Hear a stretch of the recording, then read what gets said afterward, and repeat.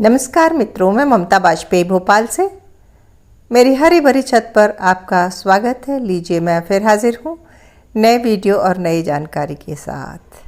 आप देख रहे हैं इंडियन टेरेस गार्डनिंग आर्ट और सब्जियां उगाने की वो कला कि जिन्हें छूते ही बढ़ जाए 100 ग्राम खून। है ना जी, कैसे बढ़ सकता है 100 ग्राम खून? आज मैं आपको वीडियो में आगे दिखाऊंगी। आप पूरा वीडियो देखिए कि 100 ग्राम खून कैसे बढ़ता है। तो आज मैं आपको दिखाने वाली हूँ शानदार हार्वेस्टिंग, साथ ही में कुछ गार्डनिंग टिप्स। तो देखिए, करेले हार्वेस्ट हो रहे हैं। और जब भी मैं हार्वेस्टिंग की बात करती हूँ तो आपने नोटिस किया होगा कि अगर श्रीमान जी घर पे होते हैं तो मैं उनसे ही कराती हूँ। उन्हें हार्वेस्ट करना इतना अच्छा लगता है और गदगद हो जाते हैं, प्रसन्न हो जाते हैं। भले ही सब्जियाँ उतनी खाते न बने, लेकिन पूरे मनोयोग से हो बहुत हैप्पीली हार्वेस्ट करते हैं।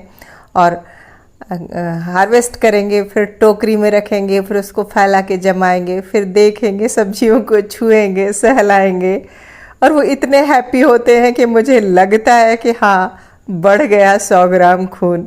तो देखिए, ऑर्गेनिक सब्जियां तो हम मुफ्त में खाते ही हैं। मुफ्त में तो नहीं कहना चाहिए, क्योंकि मुफ्त में तो कुछ भी नहीं मिलता, लेकिन हाँ, मेहनत का फल। और देखिए, आप छूना, देखना, महसूस करना, भावनात्मक तौर पर हम जब जुड़ते हैं, देखिए अब आप स्माइल देखना, आप कितने गदगद हैं। और जब ऊपर आएंगे ना तो एक दो फलियां तोड़ के खाएंगे, और उनसे कहो कि किसी बेल की कुछ प्रूनिंग कर दो या कुछ भी काटने को कहो तो उनसे नहीं होता। वो कई बार एक गमले में कई पौधे उगाते हैं तो वो सारे सरवाइव करने देते हैं, और उन्हें लगता है कि अरे अब ये भी हो जाएगा, उखाड़ो मत। तो जो बागवानी होती है ना, मैं हर बार कहती हूँ, ये एक थेरेपी होती है। जितनी देर आप हार्वेस्टिंग कर रहे हैं उतनी देर आप हैप्पी हार्मोन्स के थ्रू गुजर रहे हैं, आप इतने हैप्पी हैं, और क्रिएटिविटी तो है ही। तो मैं ये पक्का मानती हूँ। अब मेरे पास नापने का तो कोई इंतज़ाम नहीं है, लेकिन हाँ, ये सब्जियाँ आप ऐसे उगाएंगे और फिर उनके साथ बातचीत करेंगे, संवाद करेंगे, उन्हें छू कर देखेंगे, उनसे जुड़ेंगे, तो निश्चित ही 100 ग्राम खून तो बढ़ेगा ही बढ़ेगा। अभी आप करके देखना, फिर मुझसे आप साझा करना। हम लोग तो भाई सब्जियों के गार्डन के बल पर ही स्वस्थ रहते हैं। सब्जियों के बहाने सीढ़ियाँ चढ़ते हैं और झुककर गमला उठाते हैं, मिट्टी भरते हैं, तो जो हमारी बॉडी है वो फ्लेक्सिबल बनी रहती है। बीच में मैं ये करती थी, जब बहुत गर्मियाँ होती तो मैं गार्डनिंग लगभग बंद कर देती हूँ। बहुत थोड़े पौधे रह जाते हैं जो साल भर चलने वाले हैं, वही पौधे। तो उन दिनों मेरी बॉडी स्टिफ हो जाती है। फिर मैं जब दोबारा से एकदम से बहुत सारा काम शुरू करती हूँ तो बॉडी साथ नहीं देती। तो ये एक तरह से योगाभ्यास है, तपस्या है, साधना है। और देखिए, आज जिंजर हमारे साथ है। तो मैं इस तरह सोचती भी नहीं हूँ कि ये बेल लगाई थी, इसमें फ्रूटिंग हुई कि नहीं हुई, कितना फ़ायदा हुआ, कितना नुकसान हुआ। एक कारण ये भी है कि मैं बहुत ज़्यादा पैसे खर्च नहीं करती हूँ बागवानी पर। मतलब मैं बहुत आसान तरीके से ही बागवानी करती हूँ। धान की भूसी मुझे फ्री में मिल जाती है। गोबर की खाद में 50 रुपये बोरी खरीद लेती हूँ। वर्मी कंपोस्ट पे हाँ, मैं पैसे अच्छे खर्च करती हूँ, लेकिन सूखे पत्ते, किचन कंपोस्ट, गार्डन का गार्बेज, ये सब मिलके मेरी बागवानी को बहुत सस्ता बनाते हैं। यानी मिट्टी को उतना अच्छा बना देते हैं कि फिर खाद बहुत कम लगती है। तो आप थोड़ा सा प्लानिंग करके, थोड़ी समझदारी से बागवानी करेंगे ना, तो आपका बहुत खर्चा नहीं होता। लेकिन ये सीखना पड़ता है। बिगिनर्स क्या करते हैं, बहुत सारी चीज़ें पहले से ही खरीद लेते हैं, तो वो ना करें आप। और देखिए, अब करेले ही करेले हार्वेस्ट हो रहे हैं, लेकिन आप जाइए नहीं, पूरा वीडियो देखिए। आज बहुत सारी हार्वेस्टिंग होनी है, सिर्फ करेले नहीं हैं।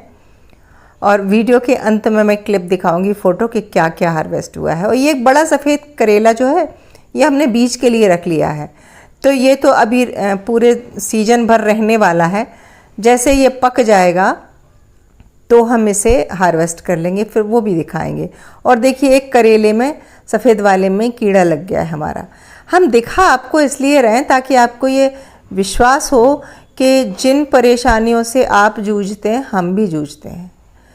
मेरे पास ये ऑप्शन था कि मैं इस करेले को जिसमें कीड़ा लगा है तोड़ के हटा देती और आपको दिखाती नहीं, सब अच्छा ही अच्छा दिखा देती, पर सब कुछ अच्छा अच्छा नहीं होता, सारी बेलें नहीं फलती। और देखिए अभी कितनी अच्छी फ्रूटिंग हो रही है, लेकिन जैसे आज मैं हार्वेस्ट कर लूँगी ना तो अब क्या होगा, कुछ दिन के लिए बेलें रेस्ट करेंगी और उनको फिर से स्ट्रेंथ चाहिए। तो इस बीच हम जब हार्वेस्टिंग कर लेते हैं उसके बाद हम बेलों में थोड़ी थोड़ी ऊपर से वर्मी कंपोस्ट डालेंगे या कंपोस्ट टी देंगे, कोई भी खाद, और नहीं तो जो खाद मिली हुई मिट्टी हमारी रेडी रखी रहती है वो जहाँ इनकी रूट्स हैं उनके आसपास एक पतली सी लेयर नई मिट्टी की ज़रूर जमाएंगे। ये बहुत काम की टिप्स है, आप इसको फॉलो कीजिए। यह सिर्फ बेलों पर ही नहीं, जैसे मैं बैगन हार्वेस्ट करती हूँ, कोई भी फ्रूट आप हार्वेस्ट करते हैं और उसमें दोबारा फ्रूटिंग आना है तो जिस पीरियड में पौधा या बेल रेस्ट ले रही है उस बीच उसको अच्छी खिलाई पिलाई खुराक की आवश्यकता होती है ताकि फिर से नई ब्रांचेस प्रोड्यूस हों, और नई ब्रांचेस में ही नई फ्रूटिंग होती है। अगर उसकी ग्रोथ रुक जाएगी तो आपको नई फ्रूटिंग बिल्कुल नहीं मिलेगी। तो उस वक्त आप ग्रोथ हार्मोन यानी कि यूरिया बेस, गोबर में यूरिया बहुत होता है, या आप डीएपी वगैरह डालते हैं या जो भी केमिकल अगर डालते हैं, तो मुझे केमिकल की इतनी जानकारी नहीं है, लेकिन पौधे की अच्छी बढ़वार के लिए नाइट्रोजन युक्त खाद चाहिए। तो मैं यूरिया बोल गई पहले, एक्चुअली वो यूरिया नहीं, यूरिया में भी नाइट्रोजन होता है और गोबर खाद में भी नाइट्रोजन होता है। तो आप गोबर खाद डालेंगे और ऊपर से मिट्टी से ढक देंगे तो कुछ हफ्ते भर के 7-8 दिन के गैप के बाद फिर नए फ्रूट बनना शुरू होंगे, और ऐसे लगातार हार्वेस्टिंग कभी नहीं मिलती। कोई आपसे ये कहता है तो आप समझिए झूठ है। पहले फ्रूट साइज बहुत बड़े आते हैं, दूसरे थोड़े छोटे आते हैं, जैसे जैसे नंबर बढ़ता जाता है तीसरी और चौथी हार्वेस्टिंग तक तो मेरी बेलें तो ख़त्म हो जाती हैं। मैं आपसे हर चीज़ शेयर करती हूँ।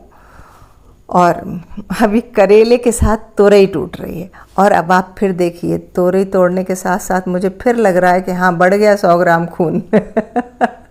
आपको लग रहा है कि नहीं? आप ये भी कमेंट करके ज़रूर बताइए कि 100 ग्राम बढ़ा है कि 200 ग्राम के 250 ग्राम, पता नहीं, पर हाँ बहुत हैप्पी है।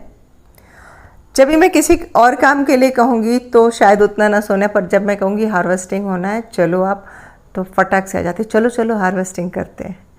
सो टोकरी भर भर के सब्जियां निकली हैं, यकीनन कि हम इतनी सारी सब्जियां तो खा नहीं पाएंगे।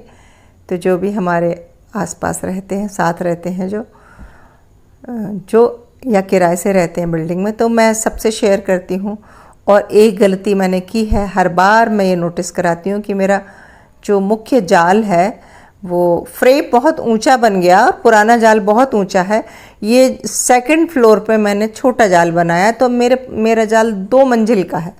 तो कुछ बेलें अपने आप बगावत करके ऊपर की मंजिल पे पहुंच जाती हैं, और देखिए अब जब पहुंच जाती हैं तो तोड़ने के लिए असुविधा होती है। आप जब नई जो कैनोपी बनाए, नया फ्रेम बनाए, तो 8 फीट से ऊंचा कतई न बनाए, उससे थोड़ा छोटा भी होगा तो चलेगा। लौकी भी लगातार हार्वेस्ट हो रही है, और बरबटी या चौला की फली या लोबिया भी हार्वेस्ट हो रही है, बैंगन हार्वेस्ट हो रहे हैं, करेला हार्वेस्ट हो रहे हैं। ये बरसात की फसल है। तो कैसी लगी आज की ये हार्वेस्टिंग? ज़रूर कमेंट करके बताइए, और एक बार देख लीजिए पूरी हार्वेस्टिंग। हाँ, मैं खीरा तो बताना भूल ही गई। ये देख, खीरा, लौकी, करेले, बरबटी और ढेर सारी पॉजिटिव एनर्जी हार्वेस्ट कर हम लाए हैं। वीडियो अच्छा लग गया हो तो लाइक कीजिए, शेयर कीजिए, सब्सक्राइब तो मुझे कर ही लीजिए। नमस्कार।